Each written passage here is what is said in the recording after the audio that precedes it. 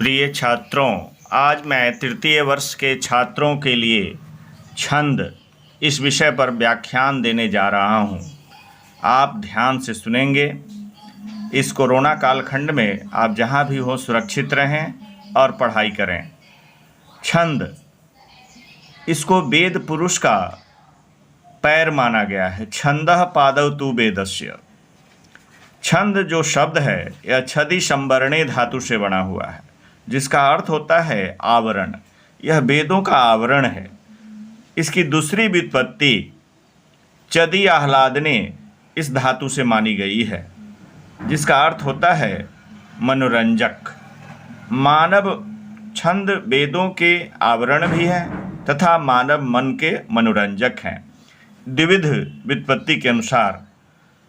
अब छंद शास्त्र के संबंध में संस्कृत व्याकरण में बहुत सी बातें आई हैं। मैं आपको बता दूं, जैसे उच्चारण नियमन, उच्चारण कैसे किया जाए, इसका जो ज्ञान होता है वह शिक्षा शास्त्र से होता है। स्वर वर्णाद्य उच्चारण प्रकारो जत्र शिक्ष्यते उद्दिश्यते सा शिक्षा। शिक्षा जहाँ स्वर वर्णादि उच्चारण प्रकारों की शिक्षा दी जाती है वह शिक्षा शास्त्र है। ठीक उसी प्रकार शब्द नियमन व्याकरण शास्त्र का विषय है। इसीलिए व्याकरण शास्त्र को शब्दानुशासन के नाम से भी जानते हैं। तीसरा है वाक्य नियमन। यह साहित्य शास्त्र का विषय है। वाक्य नियमन साहित्य शास्त्र से किया जाता है। ठीक उसी प्रकार अक्षर नियमन छंद शास्त्र से किया जाता है, इसलिए इसको अक्षर नियमन शास्त्र भी कहते हैं। अब आगे अक्षर के कितने भेद हैं, तो दो भेद माने गए हैं, एक ह्रस्व और दूसरा दीर्घ। ह्रस्वो लघु दीर्घो गुरु। छंद शास्त्र में ह्रस्व को लघु और दीर्घ को गुरु कहा गया है। इसके संबंध में पहले भी मैंने पढ़ाया है कि एक मात्रा भवेत् ह्रस्वो द्विमात्रो दीर्घ उच्यते त्रिमात्रस्तु प्लुतो गेयो व्यंजनं च अर्धमात्रिकम्। तो ऐसा आपने देखा कि एक मात्रा ह्रस्व वर्ण के उच्चारण में, दो मात्रा दीर्घ वर्ण के उच्चारण में और तीन मात्रा का समय प्लुत वर्ण के उच्चारण में लगता है और व्यंजन को अर्धमात्रिक माना गया है। ये मात्रा कहते हैं मीयते जया सा मात्रा। मात्रा के संबंध में एक फॉर्मूला है कि मात्रा कहेंगे किसको, तो निमेष कालो मात्रा स्यात्, यानी पलक गिरने में जो समय लगता है ना, उसी को मात्रा कहते हैं। उतने देर में ह्रस्व स्वर का उच्चारण होना चाहिए। फिर दुगना समय लग जाएगा तो दीर्घ होगा। अब लघु को अंग्रेजी के आई अक्षर से और गुरु को अंग्रेजी के एस अक्षर से डिनोट करते हैं, बताते हैं छंद शास्त्र में। अब हम आगे चलेंगे कि एक श्लोक जिसमें छंद की हम गणना करते हैं, उसमें 4 चरण होते हैं। एक श्लोक में 4 चरण होते हैं या 4 पाद भी आप कह सकते हैं। इनको पद्य या वृत्त कहते हैं।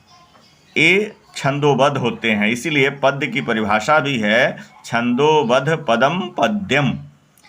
ये छंदबद्ध होते हैं, इसीलिए इनको पद्य या वृत्त भी कहते हैं। पद्य के 2 भेद हैं, एक वृत्त और दूसरा जाति। वृत्त वह है जिसमें अक्षरों की गणना होती है और जाति वह है जिसमें मात्राओं की गणना होती है। वृत्त के 3 भेद किए गए हैं। अब वृत्त का भी विभाजन किया गया है। एक है समवृत्त, दूसरा है अर्धसमवृत्त और तीसरा है विषमवृत्त छंद। अब समवृत्त छंद क्या है, अर्धसमवृत्त क्या है, विषमवृत्त क्या है, नाम से वैसे स्पष्ट है। किसी भी वस्तु विषय का यदि विभाजन किया जाता है तो नामाकरण जो होता है उससे आधी वस्तुएं, आधी विषय वस्तु स्पष्ट रूप से परिभाषित हो जाती हैं। समवृत्त यानी जब चारों पाद समान अक्षर वाले हों तो उन्हें समवृत्त छंद कहते हैं। अर्धसमवृत्त जब प्रथम तृतीय और द्वितीय चतुर्थ, जब प्रथम पाद जब तृतीय पाद के समान और द्वितीय पाद जब तक चतुर्थ पाद के समान होते हैं तो उन्हें हम अर्धसमवृत्त कहते हैं। और विषमवृत्त जो तीसरा भेद है, इसमें चारों पद भिन्न भिन्न स्वरूप वाले होते हैं। भिन्न भिन्न इसमें किसी से किसी का मेल नहीं होता है। अक्षरैः गणना जत्र तद्वृत्तम इति मात्राभिगणना जत्र सा जातिरभिधीयते। ऐसा पहले ही मैंने बता दिया। अब वृत्त भेद आप जान गए। अब मैं गण प्रतीक के बारे में आपको बताना चाहता हूँ कि गण कैसे हम छंद की गणना करते हैं। तो गणों के आधार पर, तो इन 10 प्रतीकों द्वारा या प्रतीकात्मक वर्णों के द्वारा संपूर्ण छंद शास्त्र उस प्रकार व्याप्त है जिस प्रकार भगवान विष्णु के तीनों लोक। वह गण कौन से हैं? उसमें 8 गण हैं और 2 लघु और गुरु। ये 10 की चर्चा आती है बराबर। जब छंद के बारे में आप अध्ययन करेंगे तो गुरु लघु सिद्धांत भी आगे है, लेकिन अभी आज मैं गण तक पढ़ाऊंगा, गण परिचय। तो इन 10 गण कौन से हैं? मगण, नगण, भगण, यगण, जगन, रगण, शगन, तगन। ये 8 गण हैं और 9वां गुरु और 10वां लघु। इसकी भी चर्चा गण छंद गणना के क्रम में होती है। तो कैसे हम मानेंगे मगन क्या है, मगन में कितने गण होंगे? तो एक श्लोक मैं पहले बता देता हूँ। संस्कृत साहित्य के छात्र होने के नाते, आचार्य होने के नाते आपको जानना जरूरी है। मस्त्रिगुरु त्रिलघुश्च नकारः भादि गुरु पुनरादि लघुर्यः जो गुरु मध्य गतोरल मध्य स्वंत गुरु कथितो अंत लघुस्तः। इसी प्रकार आचार्य परंपरा में हम लोग पढ़े हैं कि मस्त्रि गुरु त्रिलघुश्च नकारः भादि गुरु पुनरादि लघुर्यः जो गुरु मध्य गतोरल मध्य स्वंत गुरु कथितो अंत लघुस्तः। कहा कि मगन में 3 गुरु, मस्त्रि गुरु मगन में 3 गुरु वर्ण होते हैं। त्रिलघुश्च नकार, और नगन में 3 लघु वर्ण होते हैं। बड़े सिस्टमेटिकली इस श्लोक में बताया गया है। अभादि गुरु, भगन में आदि में गुरु यानी बाद में 2 लघु वर्ण होंगे। और पुनरादि लघुर्यः, यह मन यगन, यगन में आदि में लघु मतलब बाद में 2 गुरु। जो गुरु मध्य, जगन में मध्य में गुरु यानी दोनों तरफ लघु।